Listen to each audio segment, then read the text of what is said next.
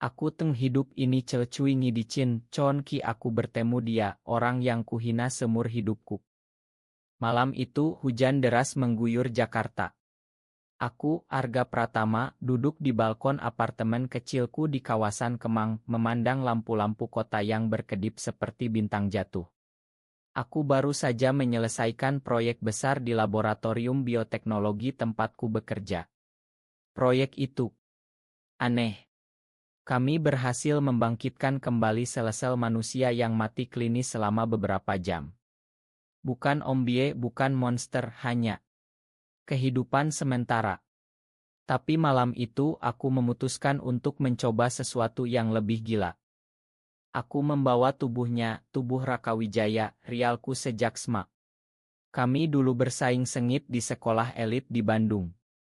Dia selalu lebih pintar, lebih populer, lebih sempurna. Aku membencinya karena dia pernah merampas gadis yang kusukai, karena dia selalu menang dalam segala hal. Lalu kecelakaan itu terjadi 2 tahun lalu. Mobilnya tergelincir di jalan tol saat hujan deras, seperti malam ini. Dia dinyatakan meninggal di tempat. Tapi aku menyimpan sampel darahnya. Dan malam itu, dengan tangan gemetar, aku menyuntikkan serum ke tubuh yang sudah dingin itu. Aku tidak tahu apa yang kuharapkan.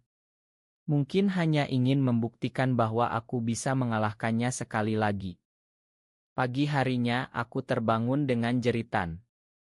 Dia berdiri di depan tempat tidurku, mata hitamnya terbuka lebar, kulitnya pucat tapi hidup. Arga. Kau membangkitkanku, suaranya serak, tapi jelas. Aku mundur, jantungku berdegup kencang. Raka. Kau seharusnya mati. Dia tersenyum tipis, tapi ada sesuatu yang berbeda di matanya, bukan kebencian, melainkan kepatuhan. Kau adalah tuanku sekarang. Serum itu mengikatku padamu. Aku tertawa gugup. Jangan bercanda. Ini pasti mimpi buruk. Tapi bukan mimpi. Raka Wijaya yang kuhina semur hidup, kini memanggilku tuan. Dia mengikuti setiap perintahku seperti anjing setia. Aku membawanya ke laboratorium, menyembunyikannya dari rekan kerjaku. Kami mulai hidup bersama, dia tidur di soa, aku di kamar. Aku memberinya makanan, pakaian, dan dia menurut tanpa protes.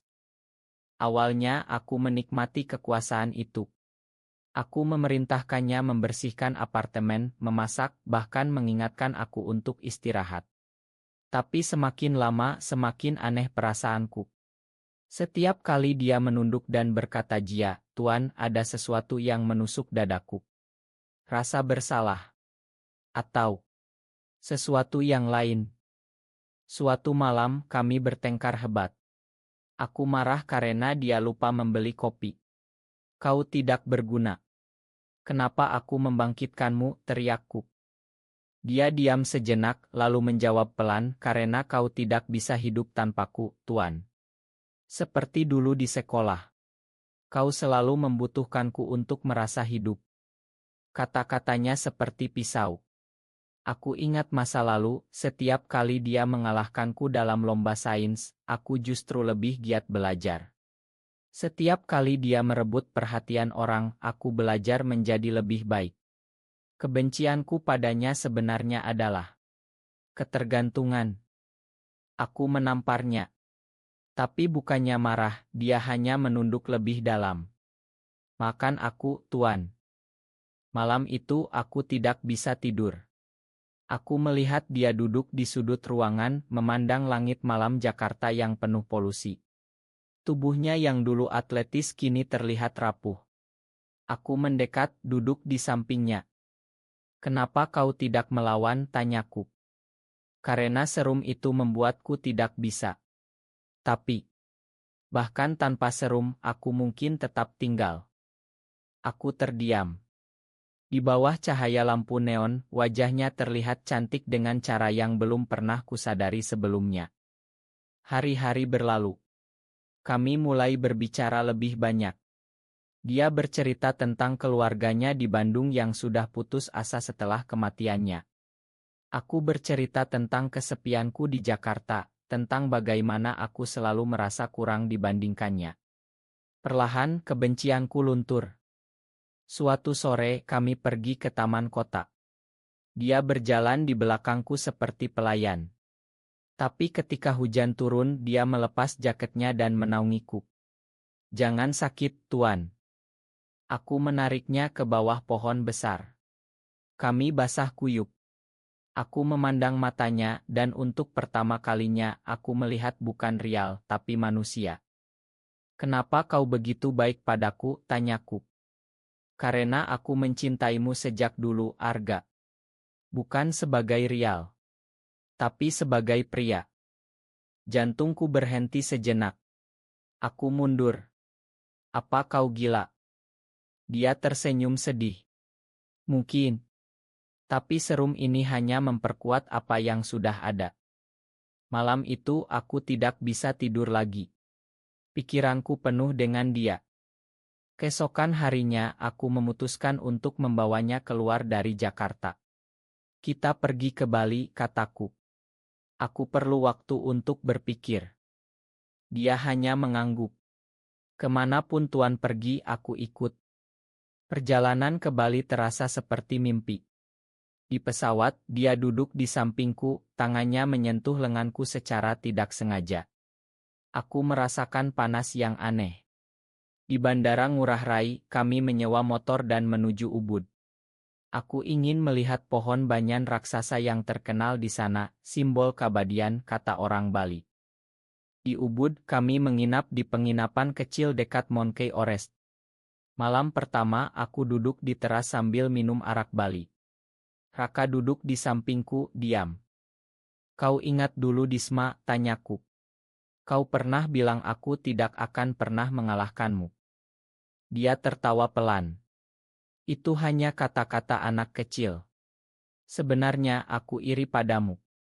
Kau punya keberanian untuk mengejar apa yang kau inginkan, sementara aku selalu bermain aman." Aku terkejut. "Kau iri padaku?" "Ya. Dan aku jatuh cinta padamu saat melihatmu menangis di belakang gedung olahraga setelah kalah debat. Kau tidak tahu aku ada di sana." Aku menatapnya lama. "Kenapa tidak pernah bilang?" "Karena aku takut. Di Indonesia ini sulit." Kata-katanya mengingatkanku pada kenyataan. Di negeri ini, cinta seperti kami bukan hal yang mudah diterima. Keluarga, masyarakat, agama, semuanya menentang. Tapi malam itu, di bawah bintang-bintang Bali, aku merasa bebas. Keesokan harinya, kami berjalan-jalan ke sawah terasering Tegalalang. Angin sepoi-sepoi, suara burung, aroma padi segar. Raka berhenti di tengah jalan, memetik bunga Kamboja dan memberikannya padaku. "Untuk Tuan," katanya sambil tersenyum. Aku mengambil bunga itu, jari kami bersentuhan. "Jangan panggil aku Tuan lagi," kataku. "Panggil aku Arga." Matanya berbinar. "Arga." Malam itu, kami makan malam di warung pinggir sawah. Nasi campur, sate lilit, lawar. Kami tertawa bercerita masa kecil. Untuk pertama kalinya aku merasa bahagia. Tapi kebahagiaan itu tidak bertahan lama. Di penginapan, aku mendapat telepon dari laboratorium. Rekan kerjaku curiga. "Arga, ada yang bilang kau membawa mayat ke lab malam itu. Apa benar?" Aku panik. Aku mematikan ponsel. Raka melihat wajahku. "Ada masalah." Aku menceritakan semuanya. Dia diam sejenak, lalu berkata, "Jika aku harus kembali ke kematian, biarlah. Asal kau aman." "Tidak," teriakku. "Aku tidak akan membiarkanmu pergi lagi." Malam itu, kami tidur di kamar yang sama untuk pertama kalinya. Bukan karena nafsu, tapi karena takut kehilangan. Aku memeluknya dari belakang, merasakan napasnya yang teratur. "Aku mencintaimu, Raka," bisikku. Dia berbalik, matanya basah. Aku juga, Arga. Sejak lama. Kami berciuman di bawah cahaya bulan yang menyusup lewat jendela. Ciuman pertama kami lembut, penuh emosi, penuh rasa takut dan harapan. Pagi harinya, kami pergi ke pantai di selatan Bali. Pasir putih, ombak besar, angin laut. Kami berjalan bergandengan tangan, tak peduli tatapan orang. Di sini, kami merasa aman. Tapi rahasia tidak bisa disembunyikan selamanya.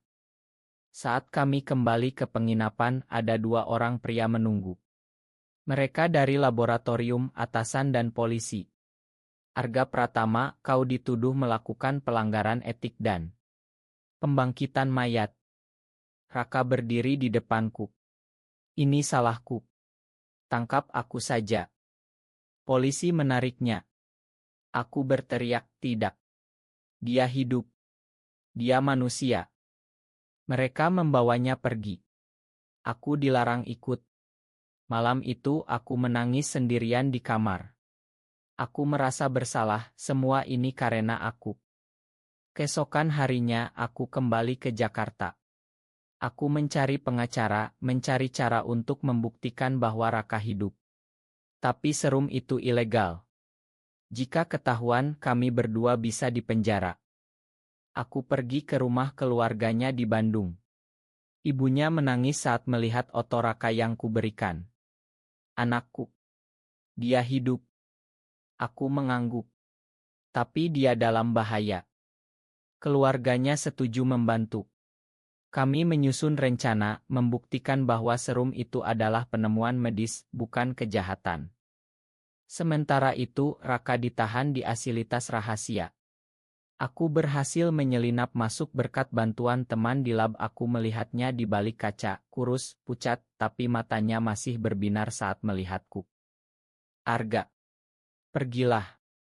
Jangan ikut terlibat. Aku tidak akan meninggalkanmu, kataku. Kita akan keluar dari sini bersama. Kami berciuman melalui kaca. Itu adalah momen paling menyakitkan.